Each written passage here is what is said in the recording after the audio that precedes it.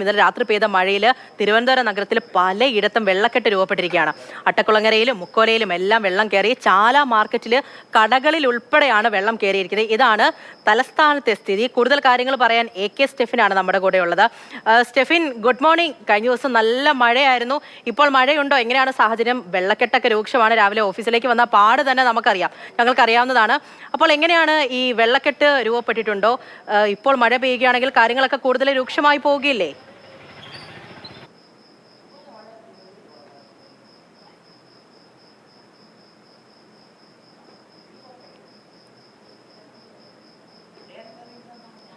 ശരി, സ്റ്റെഫിനിലേക്ക് എത്താം. എന്തായാലും തിരുവനന്തപുരം നഗരത്തിലെ കാര്യമാണ് പറയാൻ പോകുന്നത്.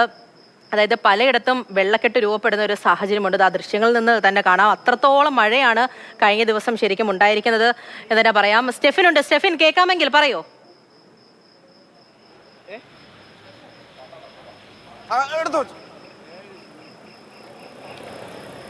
പൂജ, മഴ മാറി നിൽക്കുകയാണ്. ഏതാണ്ട് 1 മണിക്കൂറായി മഴയില്ല എങ്കിൽ പോലും അതീവ ഗുരുതരമാണ് തിരുവനന്തപുരത്തെ ഒരു സാഹചര്യം. പ്രത്യേകിച്ചും റോഡ് പണി നടക്കുന്ന ഇടങ്ങളിലൊക്കെ ഈ കാണുന്നതാണ് കാഴ്ച. തികച്ചും അപകടകരമായ രീതിയിലാണ് ഈ റോഡുകളൊക്കെ തന്നെ ഉള്ളത്. അതിൽ ഏറ്റവും പ്രധാനപ്പെട്ട ഒരു കാര്യം, ഈ റോഡ് പണി നടക്കുന്ന സ്ഥലങ്ങളിലെല്ലാം കുഴിച്ചിട്ടിരിക്കുകയാണ്. അപ്പോൾ എവിടെയാണ് കുഴി, ഏതാണ് റോഡ്, ഏതാണ് തോട് എന്ന് തിരിച്ചറിയാൻ കഴിയാത്തൊരു സ്ഥിതി. യഥാർത്ഥത്തിൽ ഇതൊക്കെ ഇപ്പോഴും പറയുന്നതിൽ നമുക്ക് തന്നെ ഒരു നാണമുണ്ട്. കാരണം ഇത് എത്ര വട്ടം ആവർത്തിച്ച് ഈ കാര്യങ്ങളൊക്കെ തന്നെ പറഞ്ഞതാണ്.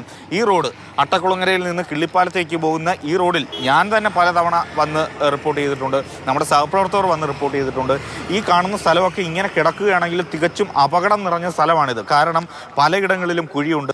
നമുക്ക് കാണാൻ കഴിയുന്ന തരത്തിൽ കോൺക്രീറ്റ് ചെയ്ത് വാർത്തിട്ടിട്ടുണ്ട്. അതിന് സമീപത്തൊക്കെ തന്നെ വലിയ കുഴിയുണ്ട്. അതുകൊണ്ട് ഏതെങ്കിലും ആളുകൾ ഇതൊന്നും തിരിച്ചറിയാതെ ഈ പ്രദേശത്തൂടെ നടന്നു പോകാം എന്ന് കരുതി കഴിഞ്ഞാൽ, ഉദാഹരണം പറഞ്ഞാൽ ഈ കടയിലേക്കൊന്ന് നടന്നു പോകാം അല്ലെങ്കിൽ തുറക്കാം ഒക്കെ കരുതി കഴിഞ്ഞാൽ വലിയ അപകടത്തിലേക്ക് വഴിവെക്കും. കാരണം എവിടെയാണ് കുഴിയെന്ന് പറയാൻ കഴിയാത്ത ഒരു സാഹചര്യമാണ്.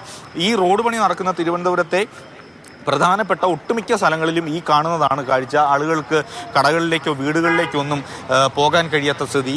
ഈ പ്രദേശത്ത് നമുക്ക് ഈ കടകളിലേക്കൊക്കെ തന്നെ വെള്ളം കയറിയിട്ടുണ്ട്. മലിനമായ വെള്ളമാണ് കയറിയിരിക്കുന്നത്. ആ വാഹനമൊക്കെ വരുന്നത് എത്രമാത്രം ദുഷ്കരമായാണ് എന്നുള്ളത് നമുക്ക് കാണാൻ കഴിയുന്നതേ ഉള്ളൂ. അദ്ദേഹത്തിൻ്റെ ഒരു വിശ്വാസത്തിൻ്റെ പുറത്ത് ഇങ്ങ് വരികയാണ്. കാരണം ഈ റോഡിൽ ഇന്നലെയോ അല്ലെങ്കിൽ കഴിഞ്ഞ ദിവസമൊക്കെ എന്തെങ്കിലും കുഴിയെടുത്തിട്ടുണ്ടോ, എന്തെങ്കിലും നിർമ്മാണ പ്രവർത്തനങ്ങൾ നടത്തിയിട്ടുണ്ടോ എന്നൊക്കെ ആർക്കും കൃത്യമായി തന്നെ പറയാൻ പോലും കഴിയാത്ത ഒരു സ്ഥിതിയുണ്ട്. അപ്പോൾ അതൊക്കെയാണ് ഈ തിരുവനന്തപുരത്തെ ഒരു പൊതുചിത്രം. ഈ റോഡ് പണി നടക്കുന്ന സ്ഥലങ്ങളിലൊക്കെ ഉള്ള പൊതുചിത്രം ഇതാണ്. എന്താണ് മഴയുടെ ഒരു സ്ഥിതി? എന്താ? മഴ വളരെ കടുപ്പായിരിക്കുന്നു, വെള്ളപ്പൊക്കം. പക്ഷേ ഈ ഓട അതിൽ അനന്തയെ കൊണ്ട് ജോയിൻ്റ് ചെയ്യുകയാണെങ്കിൽ വെള്ളം പറ്റും. ഇല്ലെങ്കിൽ പണ്ട് ഈ റോഡ് വെള്ളമാണല്ലോ, ഇവിടെ ജോയിൻ്റ് ചെയ്യണം. അല്ല ഇവിടെ മാത്രം കിടന്നുകൊണ്ട് പോയാൽ വീണ്ടും വെള്ളം കയറും, വീടുകളിലും വെള്ളം കയറും. അത്രയേ ഉള്ളൂ. കാരണം എന്ന് പറഞ്ഞാൽ ഇവിടെ വെള്ളക്കെട്ടിനുണ്ടാവില്ല, ഈ ഭാഗത്ത് വെള്ളക്കെട്ടുണ്ട്. ഈ റോഡിൻ്റെയൊക്കെ പണി നടക്കുന്നുണ്ട് എങ്കിൽ പോലും ഈ കൃത്യമായി ഓടകളൊക്കെ ഒന്നും തന്നെ സജ്ജീകരിച്ചിട്ടില്ല. ഈ പല സ്ഥലങ്ങളിലും ഈ കാണുന്നതാണ്. അട്ടക്കുളങ്ങരയിലെ പ്രധാന സ്ഥലങ്ങളിലൊക്കെ ഈ കാണുന്നതാണ് കാഴ്ച. എല്ലാ റോഡുകളിലും ഇത്തരത്തിൽ വെള്ളക്കെട്ട് രൂപപ്പെട്ടിട്ടുണ്ട്. അതിൽ ഏറ്റവും അപകടകരമായ രീതി എന്ന് പറയുന്നത് ഈ നിർമ്മാണ പ്രവർത്തനങ്ങൾ നടക്കുന്നതിനോട് ചേർന്നുള്ള സ്ഥലങ്ങളൊക്കെയാണ്. അപ്പോൾ ഇതൊക്കെ ഇനി ഈ വെള്ളം പറ്റിപ്പോണമെങ്കിൽ തന്നെ ഒരുപാട് സമയമെടുക്കും. മഴ അത്രത്തോളം തന്നെ മാറി നിൽക്കേണ്ടതുണ്ട്. അതോടൊപ്പം ഈ റോഡ് പണി പുനരാരംഭിക്കണമെങ്കിൽ ഈ വെള്ളം പറ്റി പോകണം. പ്രത്യേകിച്ചും വലിയ കുഴിയൊക്കെ എടുത്തിരിക്കുന്ന സ്ഥലങ്ങളിലൊക്കെ തന്നെ വെള്ളക്കെട്ടാണ്.